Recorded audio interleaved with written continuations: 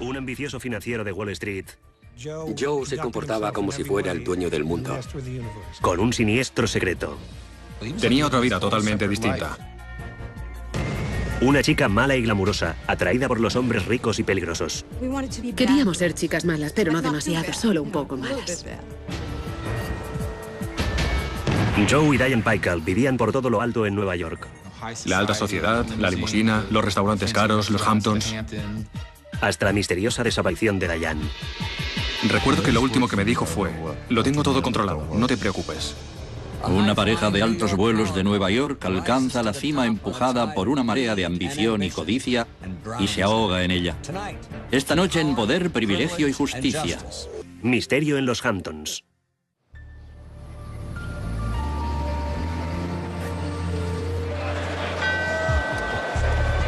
El 20 de octubre de 1987, el crack de la bolsa acaba, en una sola tarde, con los ambiciosos años 80.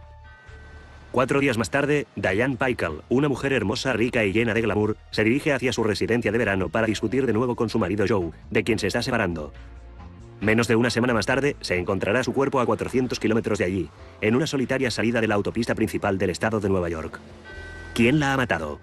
La respuesta provocará un escalofrío que se extenderá desde la parte baja de Manhattan hasta la selecta comunidad playera de los Hamptons, en Long Island.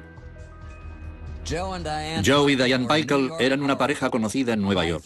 Un financiero de altos vuelos y su esposa llena de glamour. Parecían tenerlo todo, pero su lujoso estilo de vida ocultaba una historia de perversión y locura.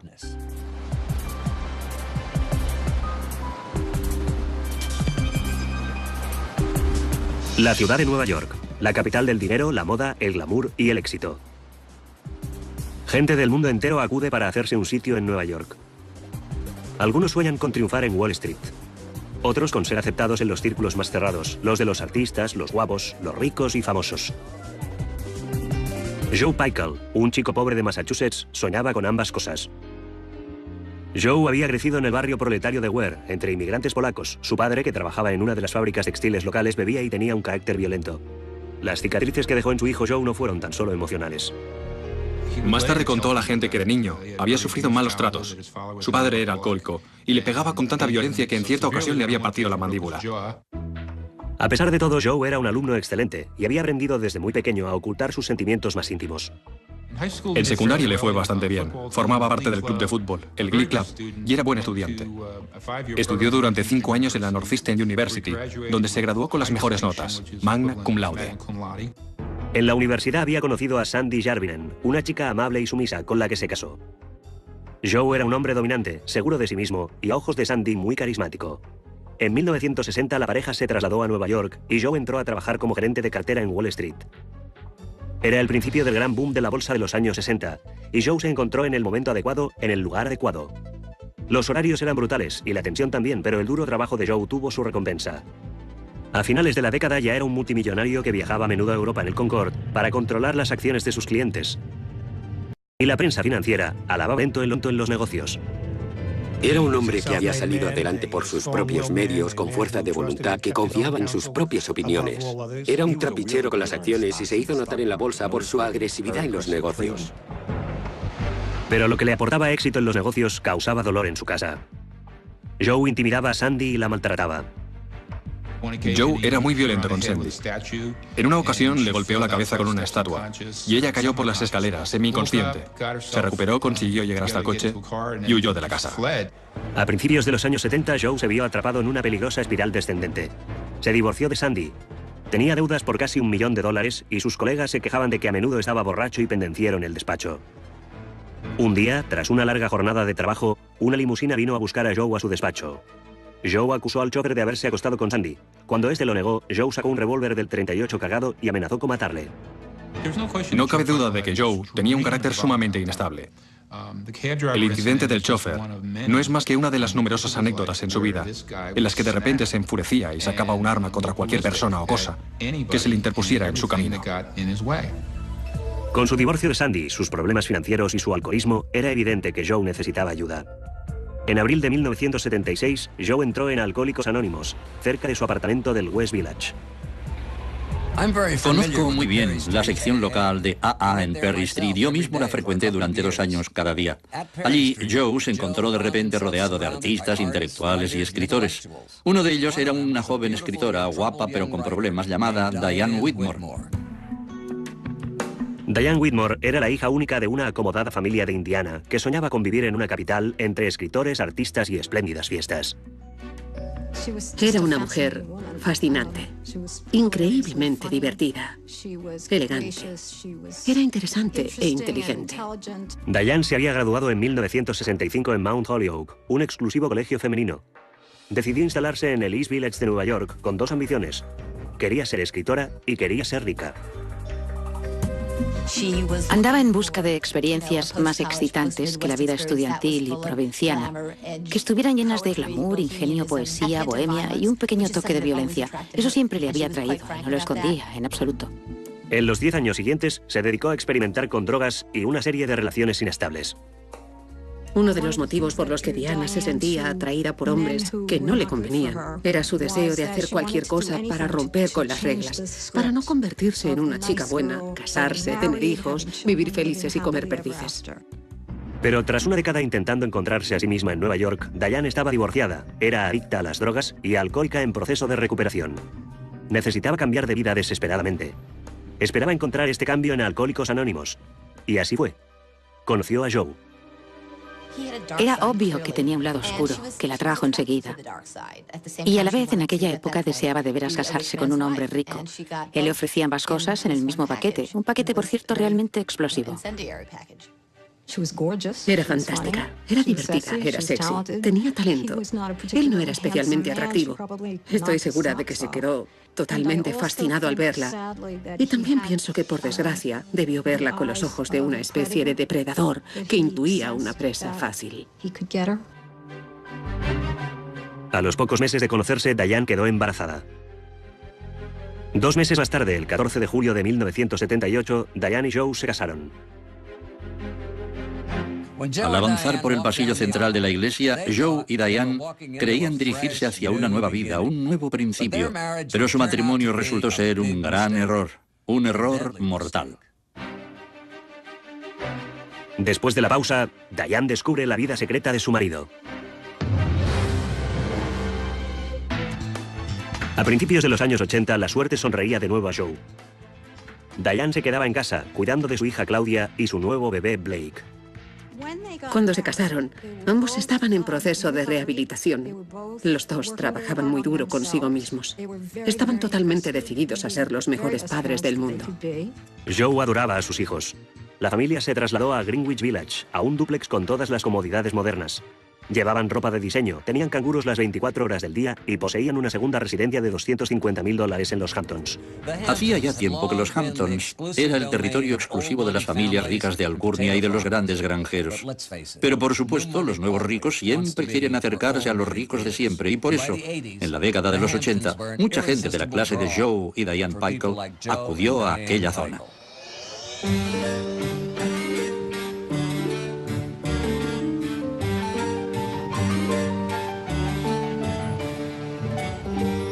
Con sus mansiones en primera línea de mar y su ambiente exclusivo, los Hamptons era una zona de moda entre los ricos y famosos como Calvin Klein, Christine Brinkley o Paul Simon. Y el refugio de los Pickle en Amagansett estaba al borde de este mundo exclusivo. Era el tipo de vida típico en los 80 entre la clase media alta con mucho dinero. Los niños iban a escuelas privadas. Ella había contratado un interiorista para decorar su apartamento de la ciudad y su casa de Amagansett. Diane estaba viviendo el tipo de vida que siempre había deseado. Pasaba los veranos en los Hamptons con los niños, mientras Joe se quedaba en Nueva York durante la semana y llegaba a Amagansett en limusina para pasar el fin de semana. Vista desde fuera, los Pickles parecían tener una vida perfecta. Era una pareja que lo tenía todo, y creo que todo el mundo daba por supuesto que las cosas solo podían irles mejor todavía. Pero los buenos tiempos se terminarían pronto.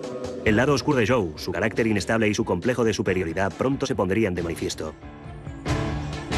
Joe se sentía realmente por encima de las reglas de la sociedad. Era una persona muy empecinada y se comportaba como si fuera el dueño del universo, como si estuviera por encima del bien y del mal. Como con su primera mujer, Sandy, Joe quería controlar por completo la vida de Diane. Pero Diane no era como la primera esposa de Joe. Diane era una mujer muy batalladora. En esta relación, los dos eran personas con mucho temperamento, que intentaban dominar al otro. Para una mujer resulta difícil ganar en una relación así, pero Diane no era ningún felpudo. Él le lanzaba la pelota y ella se la devolvía y las peleas iban subiendo de tono. Los peores ataques de Joe solían estar relacionados con los niños. Le parecía que pasaba demasiado tiempo fuera de casa y que abusaba de los canguros, de ayudas de todo tipo. Joe opinaba que ella era una madre demasiado despreocupada. No le gustaba su forma de criar a los niños. Era un tema que daba pie a encarnizadas peleas. A principios de 1987, tras casi 10 años de matrimonio, Diane parecía hacerlo todo mal, en opinión de Joe. La pareja no dormía casi nunca en la misma cama, y Diane empezó a sospechar que Joe tenía una relación con otra mujer. Pero estaba a punto de descubrir un secreto mucho más inquietante acerca de su marido. Mientras rebuscaba en el desván de su apartamento de Greenwich Village, Diane hizo un conmocionante descubrimiento. Encontró maletas llenas de ropa interior femenina, algunas prendas de su propiedad entre ellas. También descubrió una cinta de vídeo y fotos donde aparecía Joe vestido de mujer. Se acostaba con hombres. Se travestía. Llevaba una doble vida. Diane se quedó horrorizada y profundamente afectada. Empezó a gritarle: «Deja de robarme la ropa interior. Cómprate tu propia ropa». Se enfrentó a él, demostrándole que ya sabía que se travestía. Desesperada, Diane llamó al mejor abogado de Manhattan especialista en divorcios, Raúl Felder. No creo que estuviera viviendo una doble vida. Creo que vivía una triple vida: profesional, acreedor con caución, de mucho éxito, en casa un poco extraña en la que maltrataba a Diane, y luego tenía una tercera vida de travesti. Diane sabía que si le echaba de casa, Joe se marcharía con todo el dinero, y ella no estaba dispuesta a que así fuera todavía. De manera que le entregó los vídeos y las fotos de Joe a su abogado y empezó a planificar su vida sin Joe. Armada con los vídeos, las fotos y el mejor abogado de Manhattan, especialista en divorcios, Diane parecía tener todas las cartas en la mano, pero no sabía que la baraja estaba amañada. En octubre de 1987, el multimillonario agente de bolsa Joe Pykel y su esposa Diane estaban al borde del desastre. Diane había descubierto la vida secreta de su marido como travesti adicto al sexo, y Joe la acusaba de ser mala madre, que no se ocupaba de sus hijos. Casi todas las mujeres en su situación habrían abandonado a su marido al momento, pero Diane no lo hizo, un error que resultaría ser fatal. Mientras Diane intentaba prolongar su vida en común, Joe empezó a grabar en secreto sus peleas y contrató a un detective privado para espiarla. Las cosas empezaron a ponerse feas. Salíamos a cenar y siempre había alguien observándonos y Diane me decía: «Es el detective». Mientras tanto, el comportamiento de Joe era cada vez más excéntrico.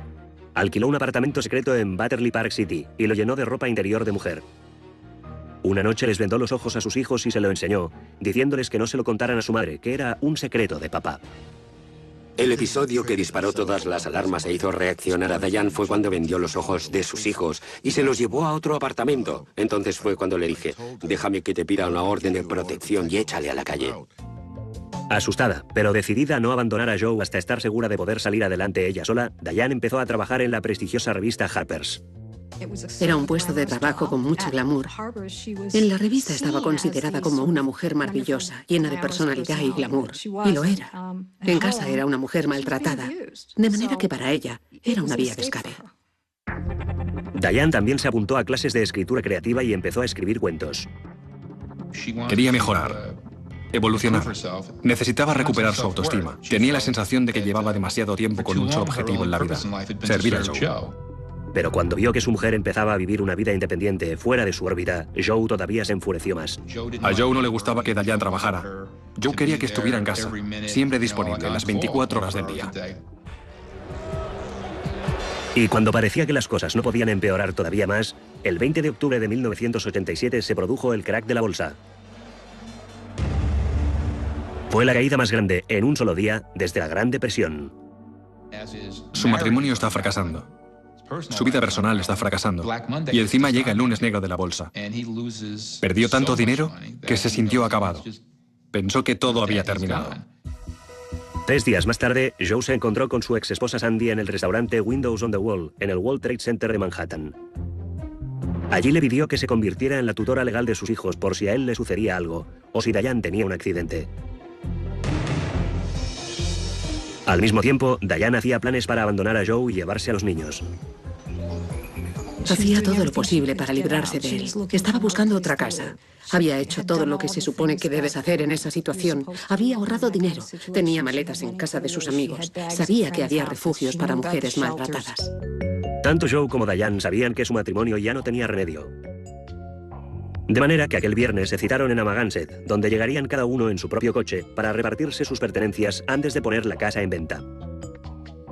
Habíamos quedado en ir a cenar aquella noche. La llamé por la tarde y le pregunté si cenábamos juntas. Y ella me dijo que no, que se iba a Amagansett para repartirse las cosas con Joe. Y recuerdo que pensé, ¿qué? Habían quedado en encontrarse para arreglar las cosas. Era una de esas situaciones en las que probablemente, obviamente, ella no debería haber acudido. Recuerdo que al salir yo le iba detrás insistiendo. Las últimas palabras que me dijo fueron: lo tengo todo controlado, no te preocupes. En una película, es entonces cuando tienes ganas de gritar: no entres en esa habitación. Pero no era una película y nadie sería capaz de salvar a Diane Peichel. Joe y los niños llegaron a la casa de Amagansett hacia las 10 de la noche. Joe acostó a los niños. Cuando Diane aparcó por fin el coche en la entrada a la 1 de la mañana, Joe seguía esperándola. A la mañana siguiente, cuando los niños preguntaron dónde estaba su madre, Joe les explicó que mamá y papá se habían peleado y que Diane había desaparecido. Luego les dijo que se iban de viaje y metió a los niños a toda prisa en la parte delantera del coche. Detrás había un bulto grande y misterioso. La primera etapa fue una visita a la ferretería de Amagansett. Entró en la tienda y me pidió una pala, una carretilla, lonas, bolsas de basura, productos de limpieza, lejía incluso y cuerda. Estaba muy ansioso por la cuerda. Joe pagó la cuenta, casi $400, y entró en la tienda de al lado para comprar bolsas de hielo, procurando que nadie se acercara a su coche. Yo quería meterle la mercancía en el coche, todo lo que había comprado, pero él se puso lívido y me dijo: no pongas eso en el coche, no quiero que pongas nada en el coche, déjalo al lado. Con el coche bien cargado, Joe y los niños se dirigieron hacia el norte. De camino, Joe llamó a un antiguo compañero de estudios para pedirle un favor. Pidió ayuda a su compañero de habitación en el colegio. Hacía más de 10 años que no le veía, pero le preguntó si podía cuidar de sus hijos durante el fin de semana. Tras conducir 250 kilómetros para dejar a sus hijos en casa de su amigo al norte de Nueva York, Joe siguió 300 kilómetros más para llegar a casa de su exesposa Sandy. Cuando por fin llegó, a las 4 de la mañana, enloquecido y desesperado, contó a Sandy que tenía que ocultar algo. Al principio, ella creyó que se trataba de alguna transacción financiera que Joe quería esconder. Pero él le dijo que no, que quería enterrar algo en su patio trasero. A lo largo de la conversación, Sandy se dio cuenta de que estaba hablando de enterrar a Diane. Entonces, Joe confesó a Sandy que había matado a Diane y que llevaba su cadáver en el coche.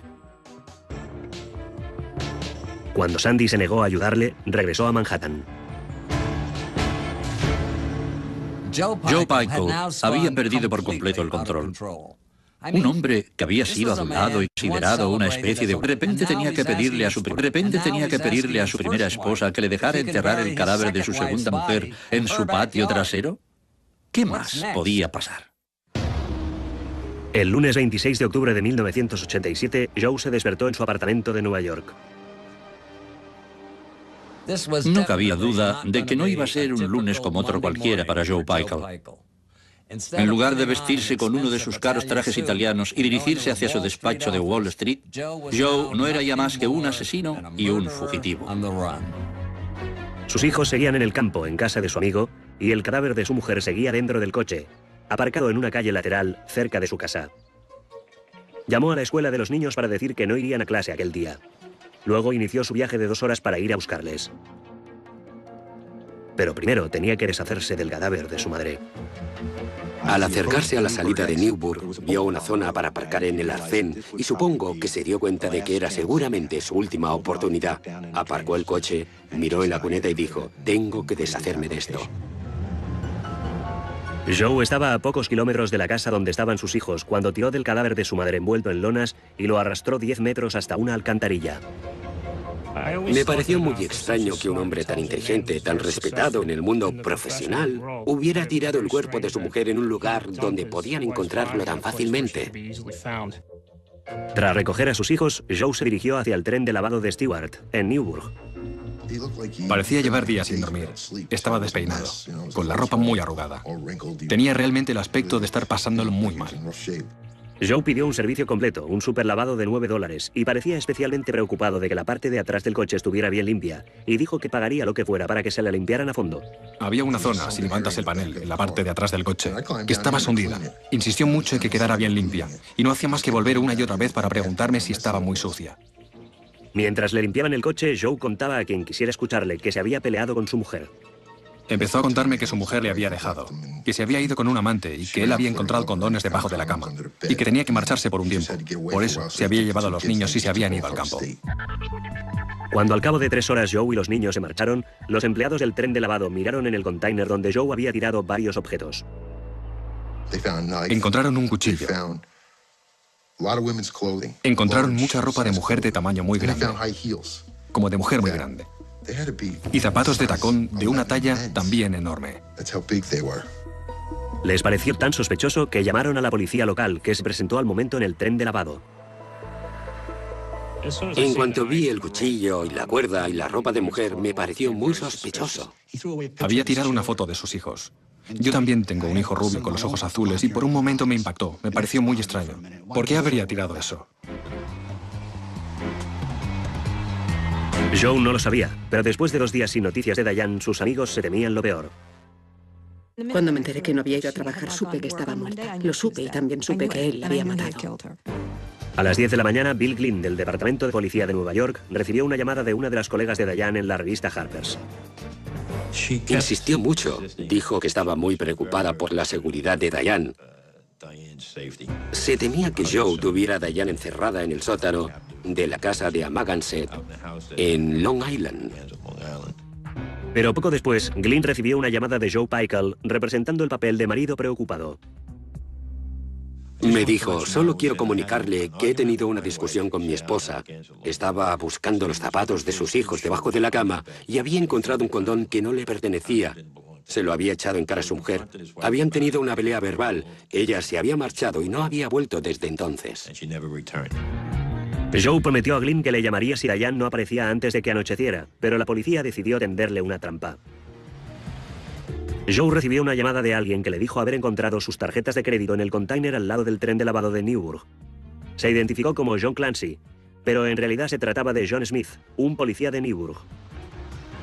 Al principio estaba tranquilo y bien, hasta que empecé a mencionar las tarjetas de crédito, la cartera, cosas así. Entonces se puso muy nervioso. Empezó a tartamudear. Sonaba como si tuviera canicas en la boca.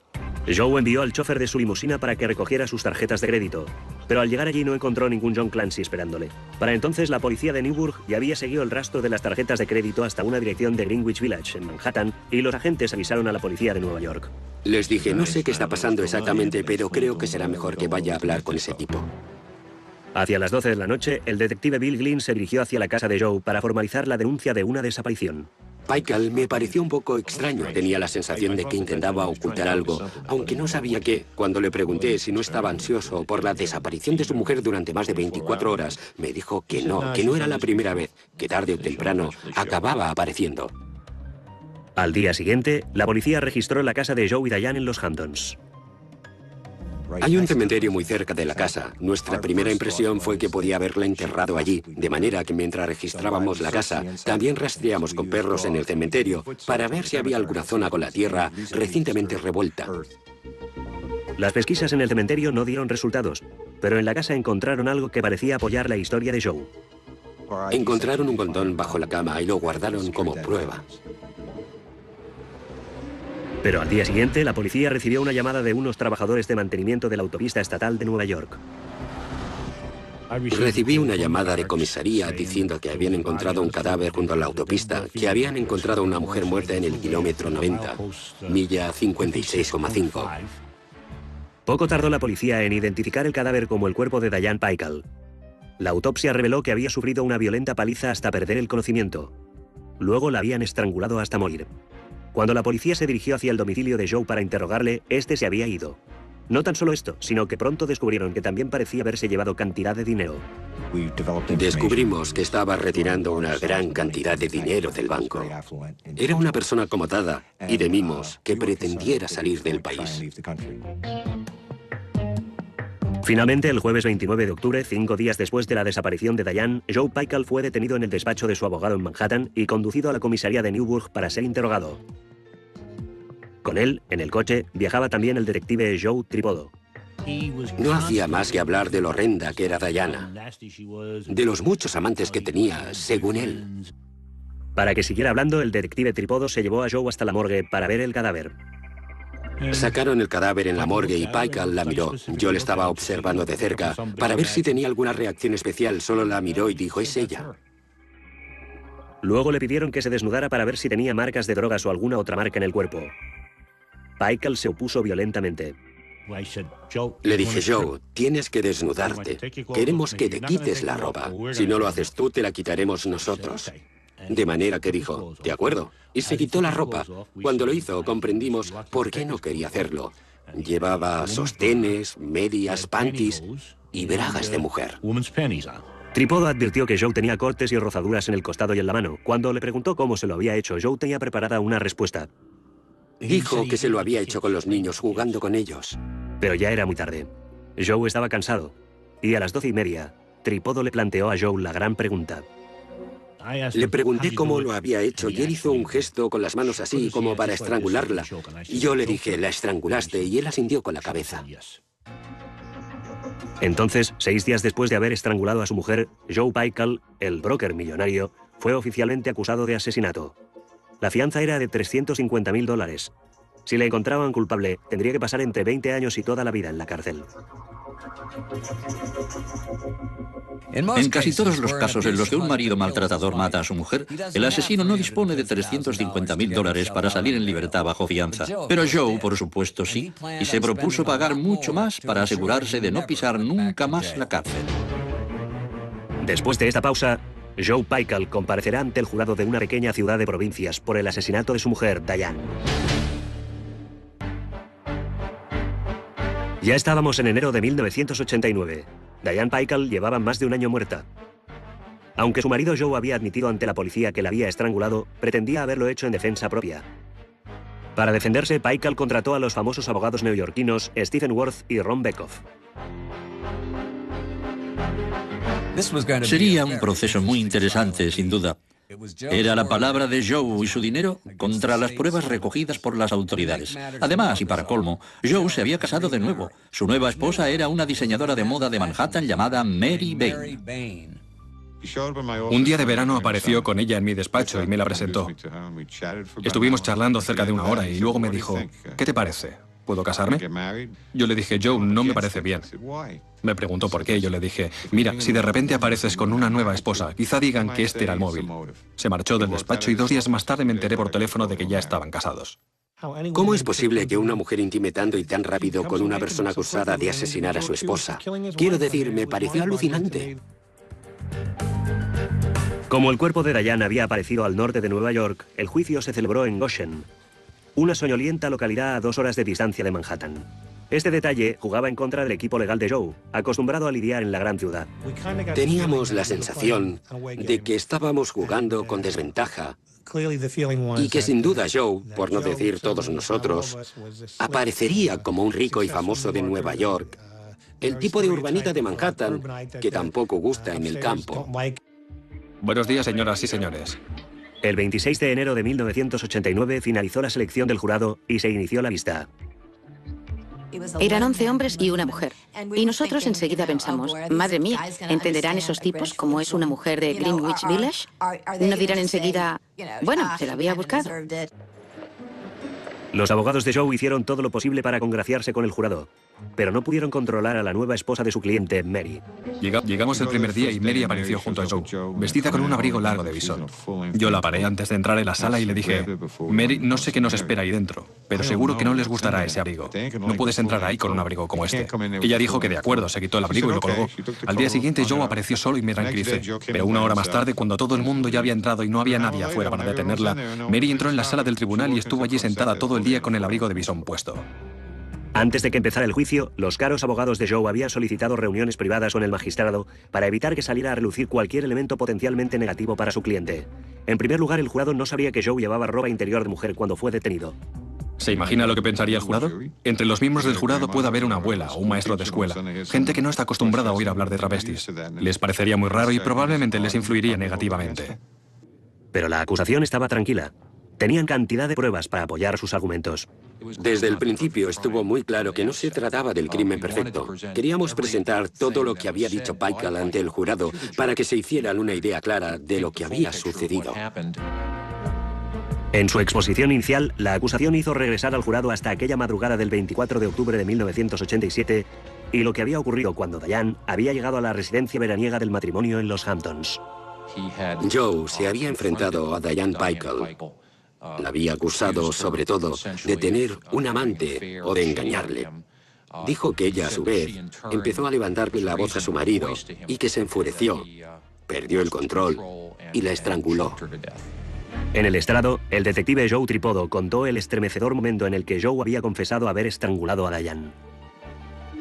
Le miró y luego hizo este gesto con las manos, exactamente así. Yo le dije al señor Paykel, «La has estrangulado». Y él asintió. Le miré para observar su reacción. Y él me miró a mí como si dijera, «Bueno, eso es lo que ha pasado». Luego, la acusación demostró con pruebas que tras estrangular a su mujer, Joe había cargado el cadáver en el coche y se lo había llevado hasta la cercana playa de Little Albert's Landing, donde había intentado enterrarla. No lo consiguió y Joe, frustrado, se marchó dejando el cadáver allí. La acusación aseguró que había regresado temprano a la mañana siguiente, lo había envuelto con unas lonas y lo había cargado en el coche antes de salir en busca de sus hijos. Su hija tenía 8 años y su hijo 4, y emprendió con ellos un largo viaje desde Amagansett en Long Island durante más de 3 horas y media con el cadáver de su madre en el vehículo. Metódicamente, la acusación fue presentando el resto de pruebas. Las pertenencias de Diane encontradas en el contenedor cerca del tren de lavado, su cuerpo hallado a 10 minutos de allí, la brutal paliza sufrida por Diane antes de morir. La acusación estaba convencida de que sus argumentos serían imbatibles. Teníamos las declaraciones de Joe admitiendo haber estrangulado a Diane y muchas pruebas circunstanciales para establecer el motivo. Pero durante todo el proceso, Joe parecía extrañamente indiferente. La acusación se preguntaba qué se traerían entre manos los abogados de Joe. Pronto descubrirían que el recurso que se habían reservado era el mismísimo Joe, declarando en su propia defensa. Hacer subir al acusado al estrado es algo bastante peligroso que casi todos los abogados defensores evitan. Pero la declaración de Joe resultaría ser mucho más peligrosa de lo que nadie hubiera imaginado. Ya hacía más de un mes que se había iniciado el juicio por asesinato contra Joe Paykel. Solo quedaba el último testigo de la defensa, el propio Joe Paykel. Planeamos nuestra defensa plenamente conscientes de que ganaríamos o perderíamos el caso, según la reacción del jurado. A Joe Paykel, si creían en él, si lamentaban que hubiera causado la muerte de su esposa. Si Joe fallaba, su suerte estaría echada. Pero sus abogados llevaban semanas ensayando con él y confiaban en que pudiera cumplir con su cometido. Sin embargo, la mañana en que estaba previsto que prestara declaración, Joe no se presentó. Aquella mañana, a las 9:30, Joe Paykel no estaba. 5 minutos antes de las 10, entra de repente tambaleándose en la sala del tribunal con Mary. Y ella va diciendo, está borracho, anoche tomó cantidad de vodka. Sus abogados defensores intentaron que se levantara la sesión hasta el día siguiente. El juez rechazó mi petición, dijo que nos daba 1 hora para que tomara café y que seguiríamos. De manera que poco antes del mediodía, Joe Paykel subió al estrado. Habíamos estado horas y horas repasando la historia una y otra vez, y hablando de sus gestos y actitudes. Algunos días lo hacía tan bien que casi se nos saltaban las lágrimas. El Joe Pykel, que prestó declaración, era un borracho perdido. Empezó fatal. Fue una gran decepción. Casi me pongo a beber yo también. Según el testigo, usted dijo, se lo merecía. ¿Es cierto eso? Sí. Tenía muy mal carácter. Decía que yo le engañaba desde el principio. Era una mujer difícil. No quería hacer nada con los niños. Y había intentado matarme. Cuando prestó declaración fue ridículo. Ya no me acuerdo exactamente de lo que dijo en su defensa, pero más o menos era que ella me atacó, que fue un accidente. Esos dos abogados deben haber trabajado muy duro para encontrar la manera de que pareciera un accidente. Para sustentar el argumento de la defensa propia de Joe, sus abogados mostraron fotos con el corte en la espalda, diciendo que Diane le había atacado con un cuchillo, un corte que en un principio Joe había dicho haberse hecho jugando con sus hijos. Lo más asombroso de la declaración de Joe fue que era absolutamente increíble. Era imposible que el jurado se lo creyera. Creo que en aquel momento todo el mundo pensó que aquel hombre estaba acabado. No creo que el jurado se lo creyera ni por un momento. Aunque no hubiéramos tenido otras pruebas de su culpabilidad, con esta habría bastado. Porque era obvio que estaba mintiendo. Señores del jurado. Al día siguiente, el jurado anunció su veredicto. Estábamos jugando a las cartas delante de la sala del jurado y nos llegó la noticia de que ya había veredicto. Era el día siguiente. Entramos en la sala, le miré y él me dijo, buena suerte, y le contesté, ¿para mí? Buena suerte para ti, Joe. ¿Cuál es su veredicto sobre la acusación de asesinato en segundo grado? ¿Es el acusado culpable o inocente? Culpable. Le encontraron culpable.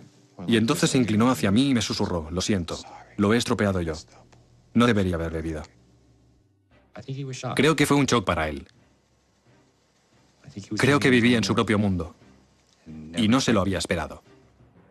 Pero Joe no estaba dispuesto a rendirse. Días después del veredicto, la nueva esposa de Joe, Mary, entregó a su abogado una cinta de audio en la que se había grabado una disputa entre Diane y Joe. En la cinta, la fallecida Diane Pykel le decía a Joe, no me importa, voy a matarte. Te mataré con un cuchillo de cocina y me da igual ir a la cárcel o no. Yo había intentado demostrar que se había tratado de un caso de legítima defensa, de que era ella la que le había atacado con un cuchillo, y de repente allí tenía su voz diciendo que iba a hacerlo. Me puse como un loco. Fui a contárselo y él me preguntó que qué iba a hacer. Yo le dije, voy a formular una petición para que se desestime el veredicto, y él me contestó, de acuerdo, voy a hacerlo. Pero Beckhoff no tuvo nunca la oportunidad de presentar el recurso. El 2 de junio de 1989, Joe se derrumbó en su celda. Mientras estaba preparando la petición, recibí una llamada. Joe Pykel había muerto. Creí que era una broma. Dije, vale, muy buena. Llamé enseguida y era verdad. Había muerto en la cárcel del condado de Orange. La autopsia reveló que Joe Pykel había muerto de complicaciones relacionadas con el SIDA. Irónicamente, la muerte de Joe impidió que sus abogados pudieran limpiar su nombre. En el estado de Nueva York, si mueres antes de que se dicte sentencia, la declaración de culpabilidad queda anulada. Como todavía no se había dictado sentencia, ni se había agotado el procedimiento del recurso, técnicamente no había sido declarado culpable del asesinato. Tras un funeral en la iglesia católica de St. Joseph, en Greenwich Village, Joe fue enterrado en una sepultura anónima del cementerio cerca de la casa de Amagansett, donde había asesinado a Diane. 6 meses más tarde, la declaración de culpabilidad se borró oficialmente de todos los entes.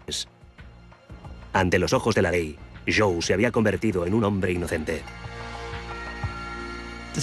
A pesar de todo el dinero que había gastado en su defensa, fue su propia muerte la que le declaró inocente.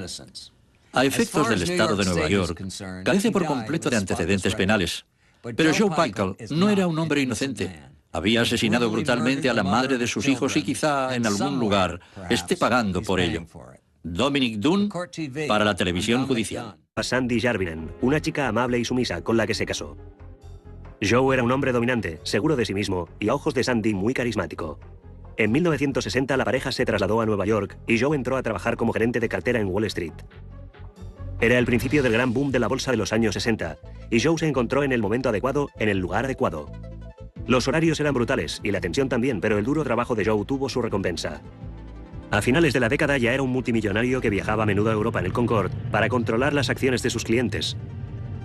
Y la prensa financiera alababa lento en los negocios. Era un hombre que había salido adelante por sus propios medios, con fuerza de voluntad, que confiaba en sus propias opiniones. Era un trapichero con las acciones y se hizo notar en la bolsa por su agresividad en los negocios. Pero lo que le aportaba éxito en los negocios causaba dolor en su casa. Joe intimidaba a Sandy y la maltrataba. Joe era muy violento con Sandy. En una ocasión le golpeó la cabeza con una estatua y ella cayó por las escaleras, semiconsciente. Se recuperó, consiguió llegar hasta el coche y huyó de la casa. A principios de los años 70, Joe se vio atrapado en una peligrosa espiral descendente. Se divorció de Sandy. Tenía deudas por casi $1 millón y sus colegas se quejaban de que a menudo estaba borracho y pendenciero. Joe y Diane Paykel vivían por todo lo alto en Nueva York. La alta sociedad, la limusina, los restaurantes caros, los Hamptons. Hasta la misteriosa desaparición de Diane. Recuerdo que lo último que me dijo fue: lo tengo todo controlado, no te preocupes. Una pareja de altos vuelos de Nueva York alcanza la cima empujada por una marea de ambición y codicia y se ahoga en ella. Esta noche en Poder, Privilegio y Justicia. Misterio en los Hamptons.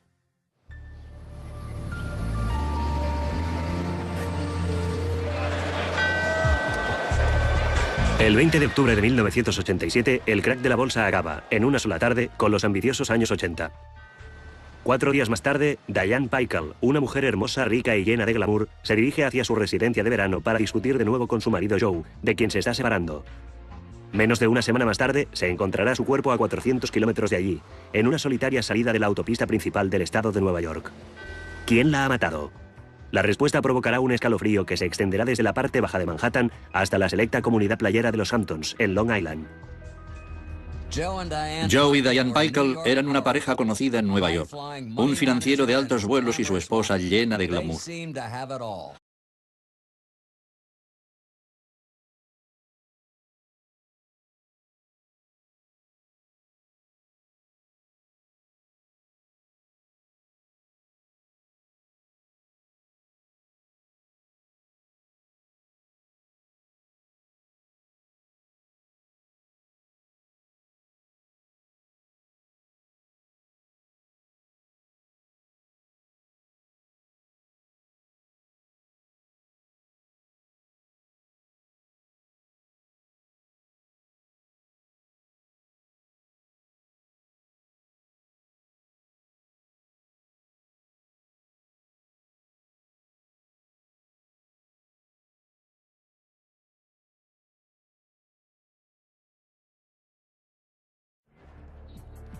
Un ambicioso financiero de Wall Street, Joe se comportaba como si fuera el dueño del mundo.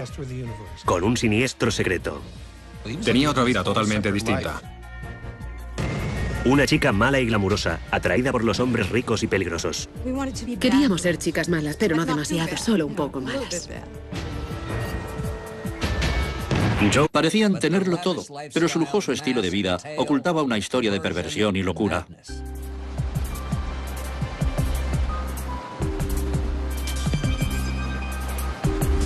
La ciudad de Nueva York, la capital del dinero, la moda, el glamour y el éxito.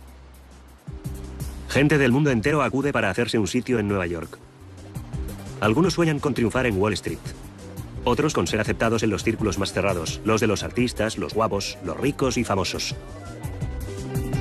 Joe Paykel, un chico pobre de Massachusetts, soñaba con ambas cosas. Joe había crecido en el barrio proletario de Ware, entre inmigrantes polacos. Su padre, que trabajaba en una de las fábricas textiles locales, bebía y tenía un carácter violento. Las cicatrices que dejó en su hijo Joe no fueron tan solo emocionales. Más tarde contó a la gente que de niño había sufrido malos tratos. Su padre era alcohólico y le pegaba con tanta violencia que en cierta ocasión le había partido la mandíbula. A pesar de todo, Joe era un alumno excelente y había aprendido desde muy pequeño a ocultar sus sentimientos más íntimos. En secundaria le fue bastante bien. Formaba parte del club de fútbol, el Glee Club, y era buen estudiante. Estudió durante 5 años en la Northeastern University, donde se graduó con las mejores notas, magna cum laude. En la universidad había conocido en el despacho. Un día, tras una larga jornada de trabajo, una limusina vino a buscar a Joe a su despacho. Joe acusó al chofer de haberse acostado con Sandy. Cuando este lo negó, Joe sacó un revólver del 38 cargado y amenazó con matarle. No cabe duda de que Joe tenía un carácter sumamente inestable. El incidente del chofer no es más que una de las numerosas anécdotas en su vida en las que de repente se enfurecía y sacaba un arma contra cualquier persona o cosa que se le interpusiera en su camino. Con su divorcio de Sandy, sus problemas financieros y su alcoholismo, era evidente que Joe necesitaba ayuda. En abril de 1976, Joe entró en Alcohólicos Anónimos, cerca de su apartamento del West Village. Conozco muy bien la sección local de AA en Perry Street. Yo mismo la frecuenté durante 2 años cada día. Allí, Joe se encontró de repente rodeado de artistas, intelectuales y escritores. Uno de ellos era una joven escritora, guapa pero con problemas, llamada Diane Whitmore. Diane Whitmore era la hija única de una acomodada familia de Indiana que soñaba con vivir en una capital entre escritores, artistas y espléndidas fiestas. Era una mujer fascinante, increíblemente divertida, elegante. Era interesante e